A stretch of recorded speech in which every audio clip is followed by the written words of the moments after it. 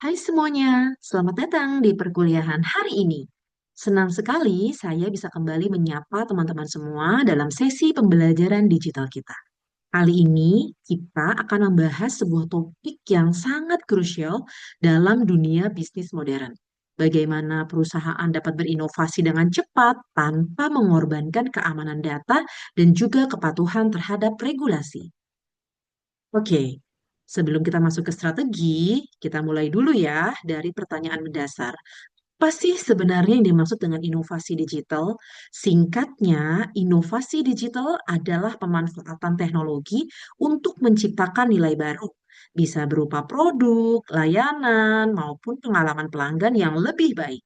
Berbeda dengan inovasi tradisional, inovasi digital itu lebih cepat, berbasis data, dan sangat adaptif terhadap perubahan. Contohnya sudah jelas ya, kita lihat di sekitar kita, mulai dari perbankan yang beralih ke digital banking hingga cara kita memesan makanan lewat Grab atau Gojek hanya dalam hitungan detik.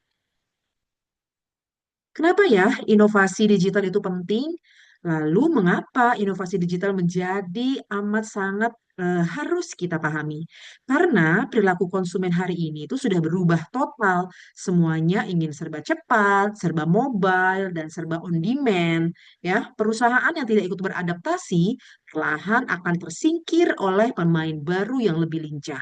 Kita sudah lihat bagaimana Gojek dan Tokopedia mengguncang industri lama atau bagaimana teknologi seperti AI dan IoT membuka keunggulan kompetitif baru bagi berbagai sektor bisnis.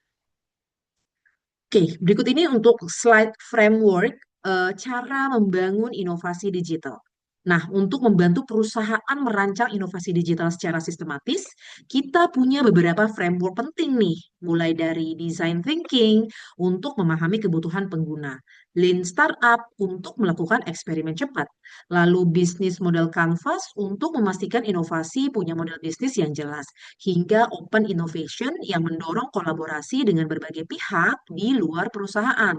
Semua framework ini akan kita bahas satu persatu lengkap dengan contoh realnya dari perusahaan seperti Grab, GoPay, dan berbagai startup teknologi lainnya. Oke, ini adalah beberapa tahapan-tahapan untuk inovasi digital. Yang pertama adalah tahapan design thinking dengan ada empati dan juga identifikasi masalah. Lalu masih di tahapan design thinking ini ada ideasi, lalu prototyping, berikutnya adalah testing dan juga di sini ada ringkasan penerapannya. Oke, berikutnya ini adalah Lean Startup. Oke, sebaiknya kita next. Lalu ini untuk bisnis model canvas, teman-teman, di mana fokus pada value creation. Value creation di sini adalah proses bagaimana sebuah bisnis eh, menciptakan manfaat nilai bagi pelanggan, perusahaan maupun ekosistemnya. Nilai ini bisa berupa produk, layanan, pengalaman, atau solusi yang dapat membuat kehidupan pelanggan jadi jauh lebih baik, lebih mudah, atau lebih efisien. Oke, berikutnya adalah open innovation. Ini kolaborasi ekosistem, teman-teman. Open innovation mendorong perusahaan untuk membuka proses inovasi keluar, seperti startup, akademia, dan juga pengguna. Inbound di sini mengambil ide eksternal dan juga outbound memonetize ide internal. Realita di lapangan, teman-teman, itu ada tantangannya. Ya, karena perjalanan inovasi itu tidak selalu mulus.